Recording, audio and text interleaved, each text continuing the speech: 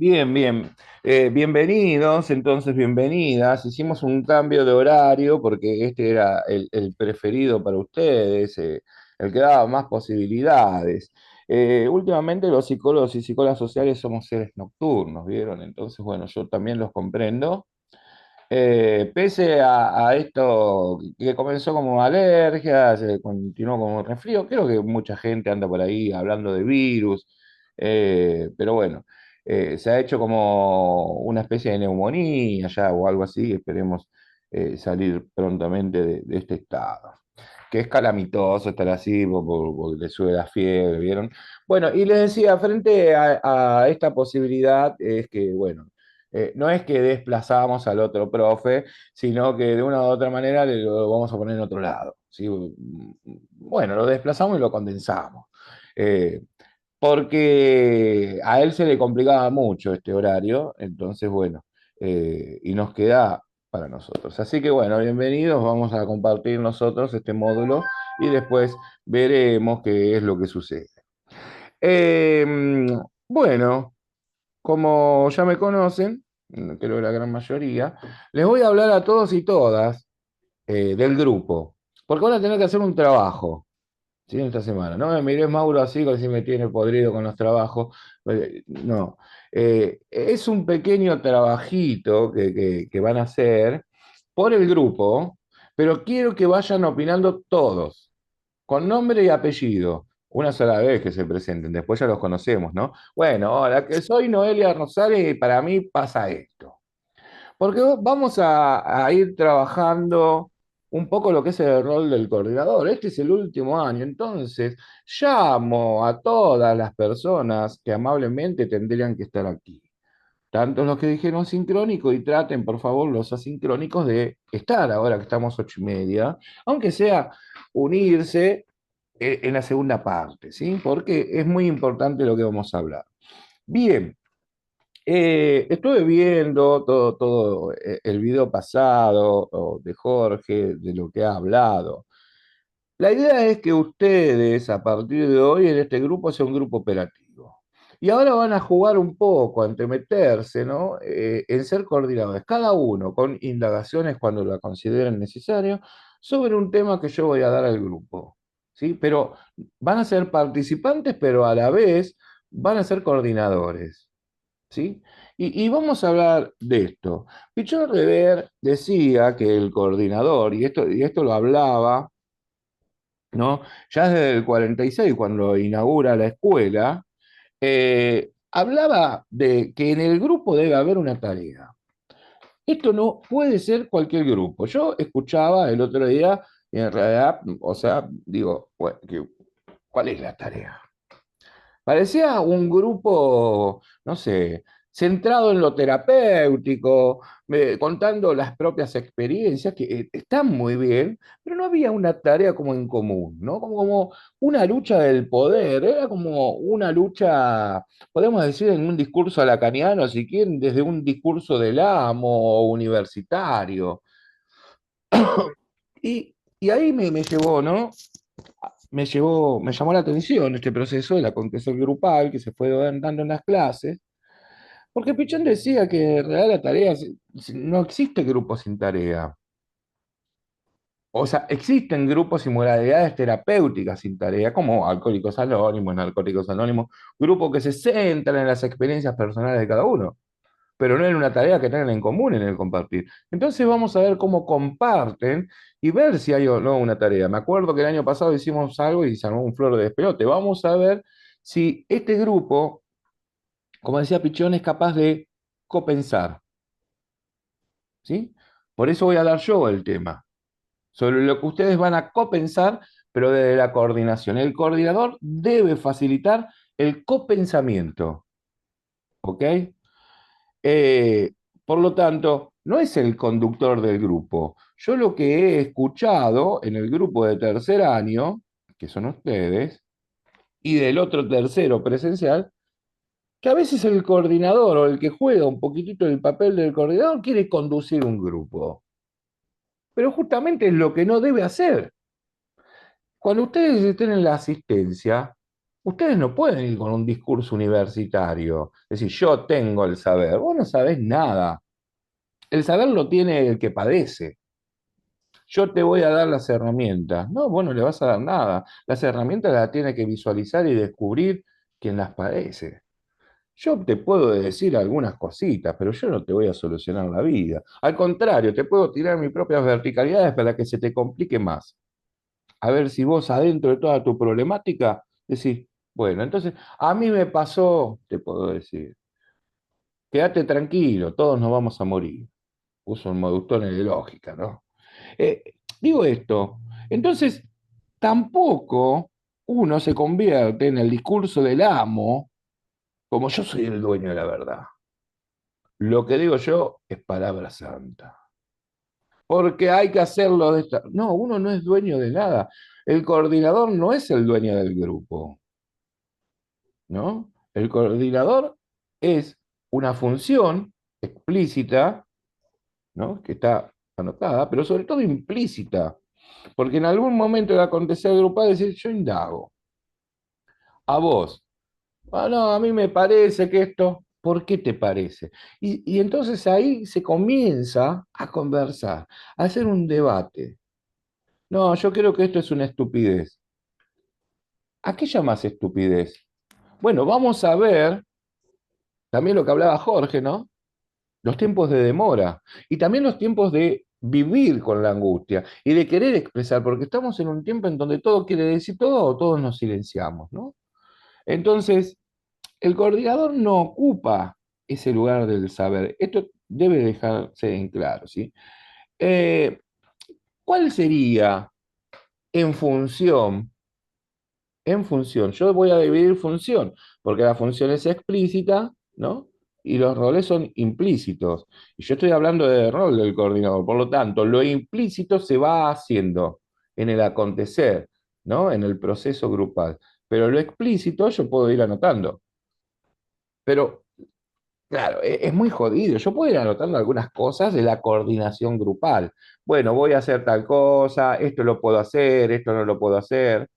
Pero en realidad hay algunas cuestiones que son importantes de marcar. En realidad, el papel que ustedes van a tener, lo van a tener si la otra persona lo quieren que lo tenga. No, esto es lo que yo le explicaba a los acompañantes terapéuticos. Vos podés tener un plan de trabajo hermoso. Mirá lo que voy a hacer, bla, bla, objetivo, sí, pero para idioma. Porque después cuando vayas al campo, y ahora vamos a hablar de esto, cuando vayas al campo, hay que ver quién sos vos para el otro. Porque empieza el interjuego, ¿no? El interjuego de depositaciones. ¿Quién es el depositario? Entonces, por ahí, ¿no? ¿Y qué deposita? Porque cuando uno deposita, no deposita desde lo explícito solamente, deposita también desde las fantasías inconscientes. Algunas fantasías logran, como dice Melanie Klein, ¿no? Progresar, hay un pasaje a la progresión y se transforman en creatividad, pero otras fantasías no te dejan vivir. Es como estar con la locura. ¿Hay locos? ¿No? Lo escuchaba yo el otro día hablando. ¿Hay locos? ¿No? La locura, y pongo esto, hay locos en el sentido, la locura en la psicosis, ¿no? En el sentido de ser extraño a la realidad, de estar alienado e inclusive institucionalmente y socialmente y familiarmente, olvidado y todo lo que nosotros sabemos en todos los procesos de manicomialización y todos los procesos que se han logrado en la demanicomialización y la manicomialización también por parte de los estados y por parte de los modelos médicos hegemónicos, ¿no? Pero, a ver, en la locura está lo instituido, que son los tiempos, pero también está ciertas cuestiones de la libertad, de dejarlo afuera y demás. Ahora, ¿qué hacen? ¿No? Como dice también Pichón Rivière en el proceso grupal en el 71, eh, y, y pongo esto, ¿no? Y Ana Quiroga hablando, ¿qué hace para darse cuenta de la locura? ¿Qué hace en el tiempo ocio, en el tiempo libre, en la apropiación de mi propio tiempo? Si se queda en la fantasía y no llega a la creatividad, pasa a ser un no productivo. porque todos necesitamos de ese tiempo, ¿no? En la crítica de la vida cotidiana. ¿Para hacer qué? Y para hacer aquello que te dé placer. Ahora, si hay algo de eso que no te dé placer, o si hay un exceso de placer, ¿no? Como yo veo que últimamente en los tiempos libres hay consumo. ¿Consumo de qué? De todo, sobre todo de las redes sociales. Hasta que te duele la cabeza. Ese exceso de placer que pasa al goce. Entonces, bueno, ¿qué haces vos, no? Le decía a las chicas y chicos de segundo, me dicen, ¿qué haces vos en tu tiempo libre? Bueno, en la locura que haces, ¿se quedan en la fantasía o pueden pasar a ser creativos? Pueden aprender, pero en su tiempo libre, no en el encuadre de los trabajos. Porque en los trabajos vos aceptás normas, éticas, se hace de esta manera, hay un encuadre. En el tiempo libre, en donde uno se puede apropiar de ese tiempo para hacer lo que se le dé la gana.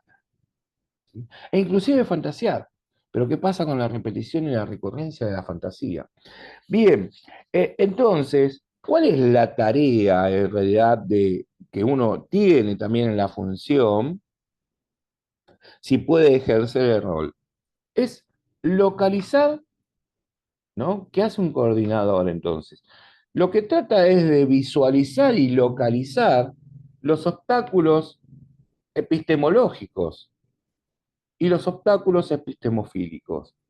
¿Qué quiere decir esto? ¿No? Ver, porque los obstáculos son obstáculos porque van frenando la tarea. Entonces, ¿qué parte de los conocimientos, ¿no? Que a esto se refiere, los obstáculos epistemológicos, los conocimientos que sean conocimientos conscientes o inconscientes, frenan el desarrollo de la tarea? ¿Ven? Se dan cuenta, por eso yo les digo que el método en nuestra escuela de la psicología social, que es una evolución y una revolución, son de 5 palabras, ¿no? Observación, observación, crítica, analítica, dialéctica y clínica.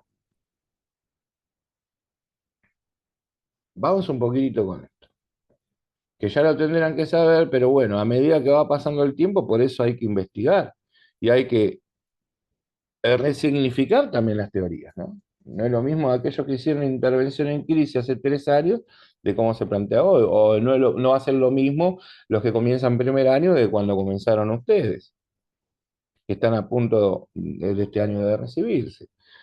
O sea, hemos avanzado en lo epistemológico y en lo epistemofílico como profesionales y como escuela.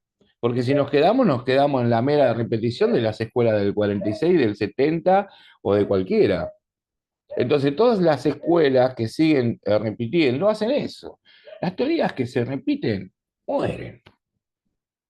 Ustedes tienen que resignificar, ¿no? Darío Zeta dice, hay que desnaturalizar en el sentido de la deconstrucción.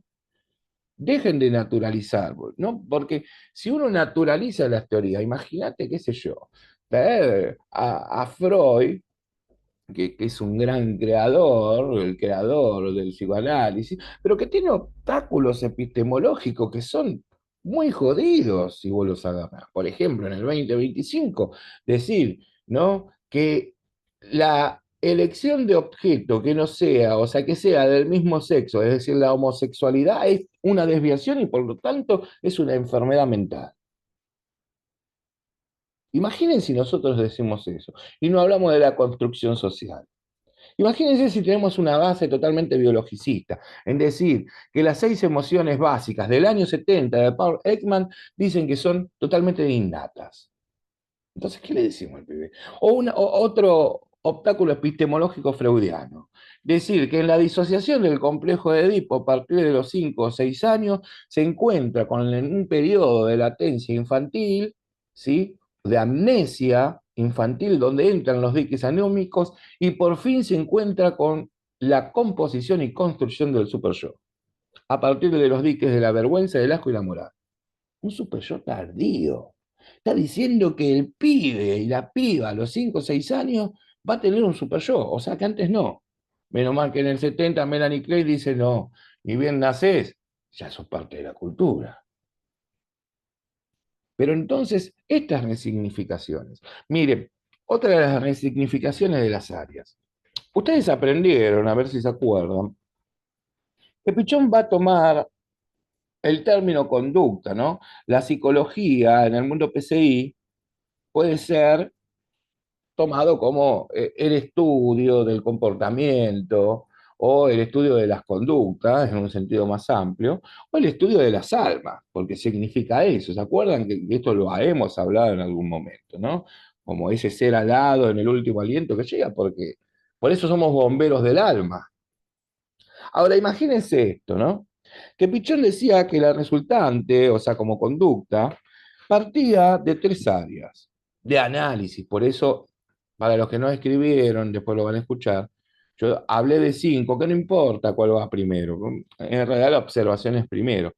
Que nuestro método exclusivo es observación.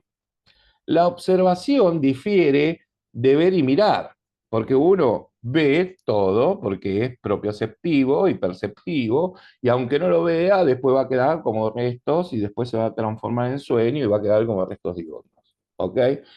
Mirar ya significa mirar con atención. Esta es la función del observador que puede hacer una crónica, ¿no? Ya tengo un punto consciente de lo que tengo que mirar. Ahora, la observación es más profunda, entra en ese punto consciente y poder analizar a partir del análisis de la crónica cuáles son las resonancias propias, ¿no? Las resonancias del observador. A mí me parece, y los tres movimientos, tesis, antítesis, síntesis, poder hacerlo. A mí me parece que esto está todo para el otro. A mí me parece que es una histérica. Recién le decía una compañera, tenés un discurso histérico, pero no la histeria de Freud. Ahora, porque si yo digo la histérica, si lo ponemos a Freud en el contexto de donde estaba Freud, entonces la histeria era de una mujer que tenía una problemática sexual. ¿No? Saben esta historia, ¿no? Y se resolvía así.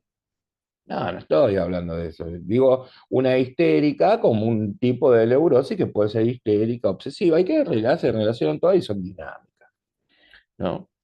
Entonces digo, que en realidad cuando hablo de un discurso histérico, hablo de un discurso sintomático. Por ejemplo, qué sé yo, hipocondríaco, ¿no?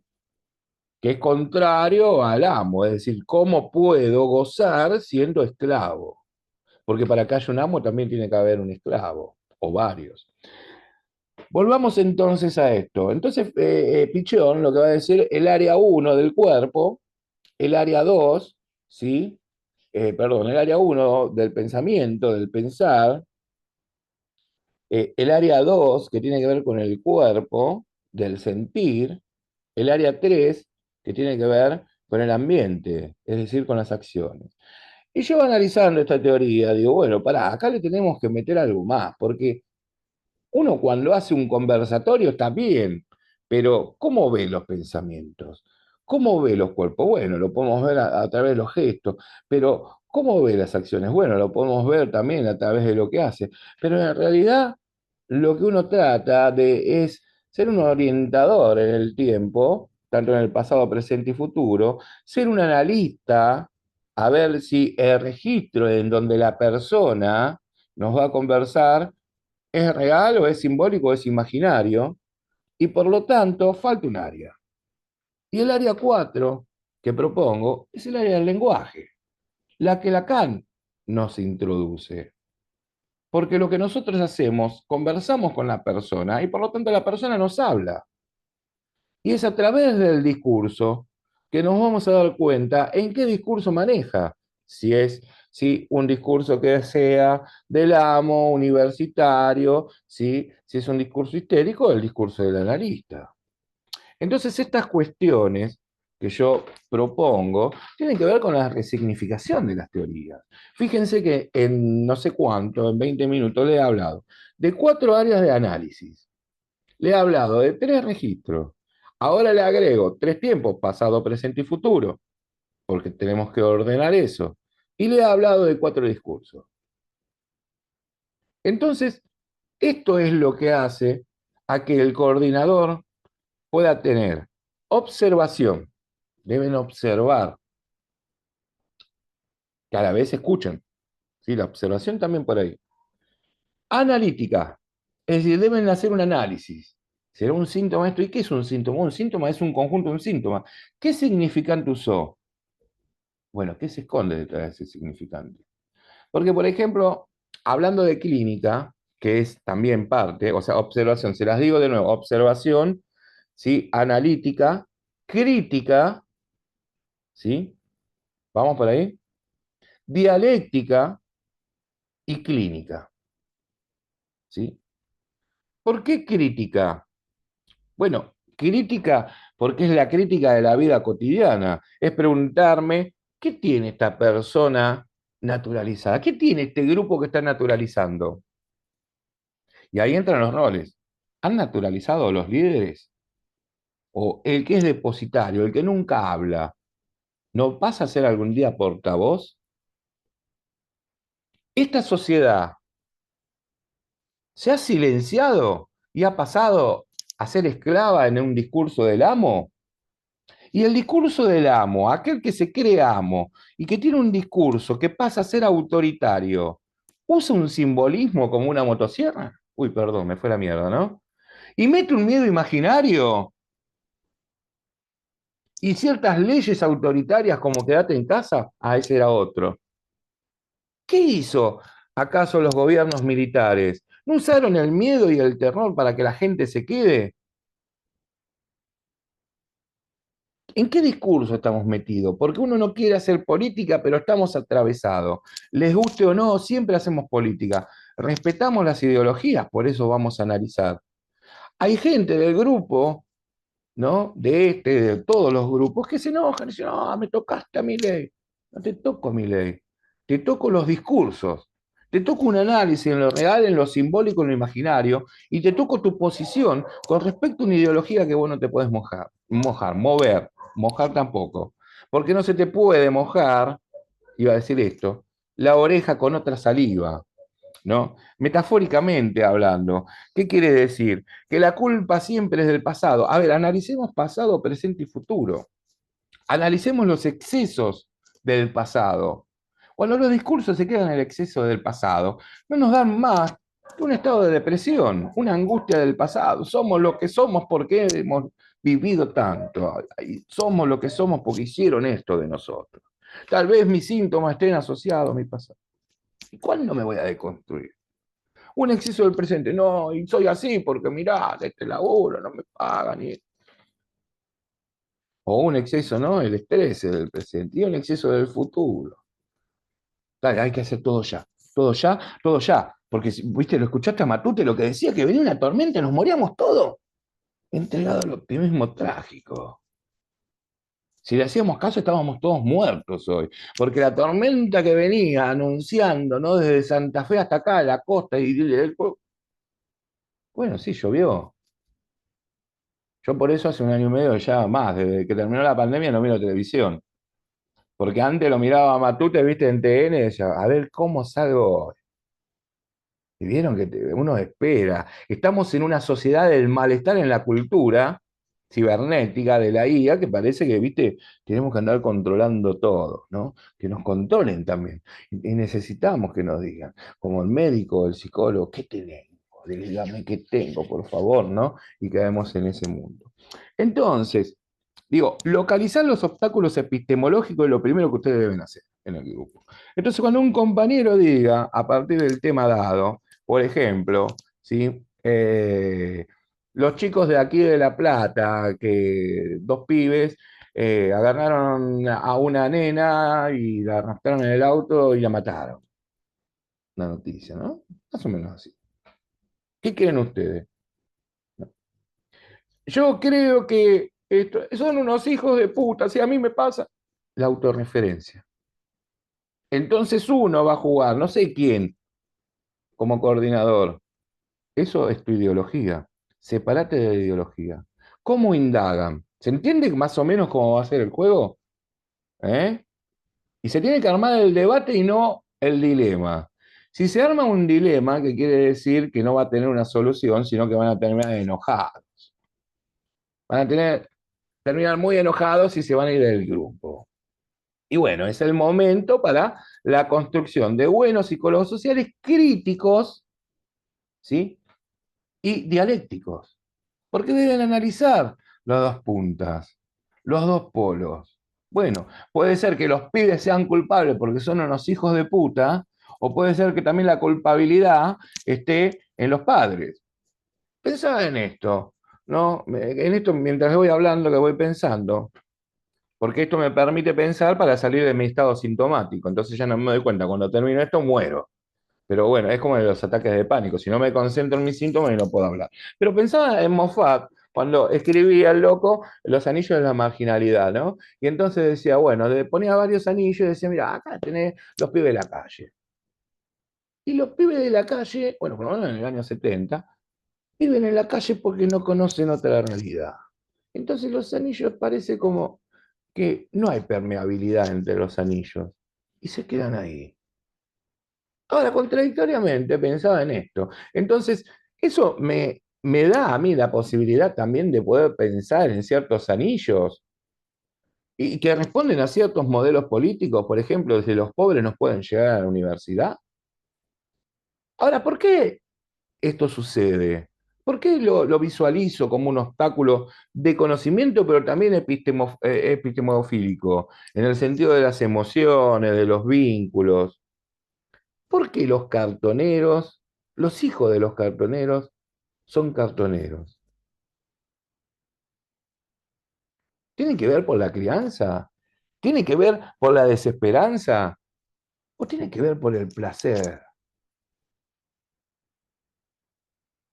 ¿No? Entonces, digo, el análisis dialéctico permite esto, porque en realidad no busca culpables, busca que se visualicen obstáculos. Obstáculos que a alguien le dice, no, mira, si los padres son todos, ¿qué quiere? Mira, a dónde se crió son todos delincuentes. ¿Qué quiere que aprenda el pibe? Habrá posibilidades, ¿no? Y entonces ahí tomamos, ¿no? Los obstáculos que frenan la tarea, que son dificultades en el desarrollo de la tarea. Entonces, esta visualización, que también es dialéctica, por eso digo que es un análisis, somos analistas en el sentido de poder analizar. ¿Qué es el síntoma? Es un conjunto de síntomas. Yo te doy el supuesto saber, a vos que te escucho, ¿se acuerdan de esto? Pero a la vez sé que lo que me estás diciendo es una mentira.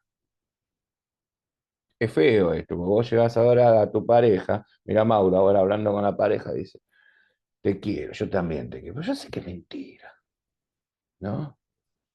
¿Será que la realidad, como dice, ¿no? En este tiempo ocio, ¿no? En el tiempo libre en donde uno se debe apropiar para pasar de la fantasía a la creatividad. Entonces, la única manera de acertar en el diálogo es diciendo cómo lo siniestro se puede volver maravilloso a partir de la creatividad. Pero ¿qué pasa si estamos en un mundo pajero, en donde mandás a las adolescencias a hacer un mandado? ¿Por qué no va? Le da paja. Todo le da paja. Están en un mundo en donde son consumidores tecnológicos. Y entonces podríamos decir, hay industrias, ¿no? Que se especializan en este consumo de la nada o del todo, que es la virtualidad, de la IA, de ponerte jueguitos, de ponerte esto, de ponerte el otro, hasta que los vínculos van desapareciendo, los vínculos reales. Y tenés sexo virtual, ¿viste? ¿Qué sé yo? Fíjate. Pero ves que hay algo del placer también, ¿no? Pero ¿qué pasa cuando a vos te duele? Como el otro día miraba un pibe que había quedado todo así por jugar a la Play.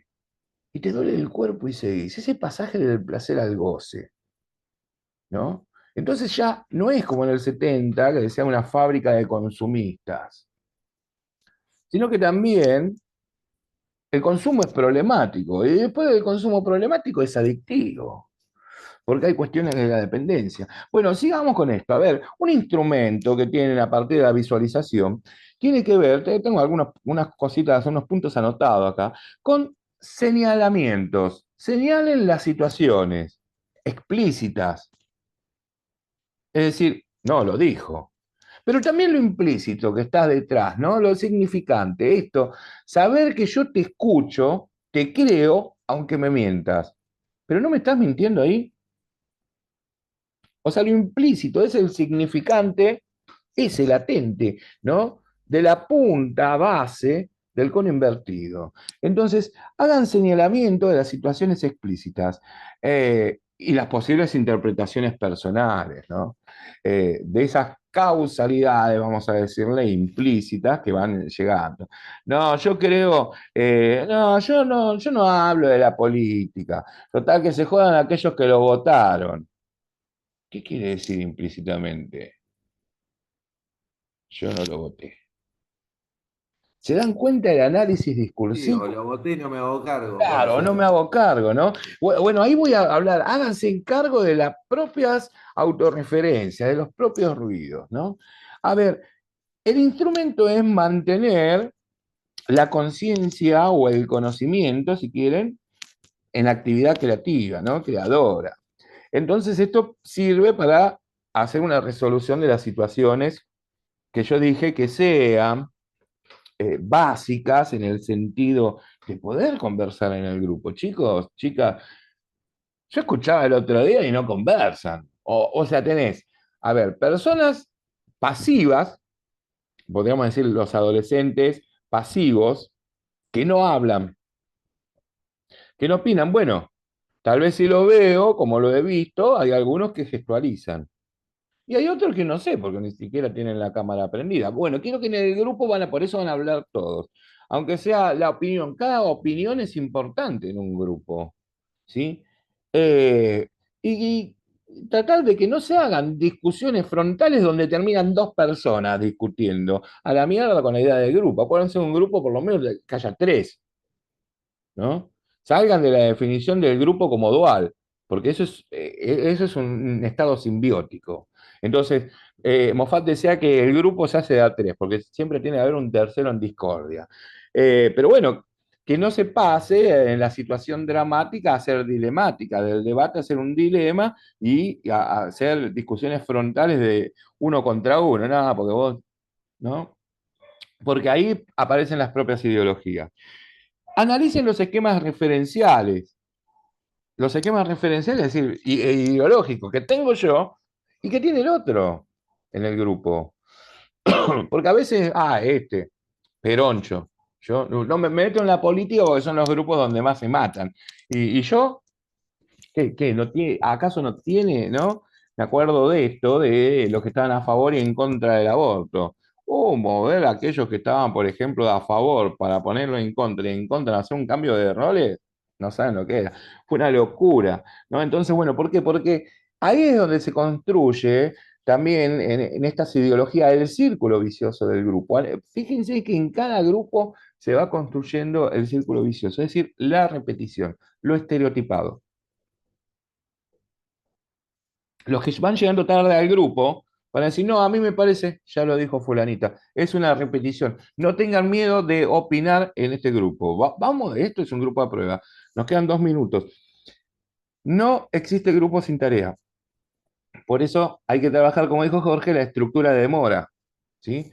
Tranqui ahí, el tiempo, el encuadre, detectar estos obstáculos, mostrarlos. Si lo detectan que en el grupo hay un quilombo, un caos, porque el grupo es, ¿no? Ese sinónimo caótico, muestren, no tengan miedo de que Noelia se vaya a enojar con ustedes. No, muestren, che, pará un cachito, estás tratando con una falta de respeto. Muestren los obstáculos. Creo que esa es tu idea. Y entonces vamos a ver ahí quién aguanta la estructura de demora y quién se angustia.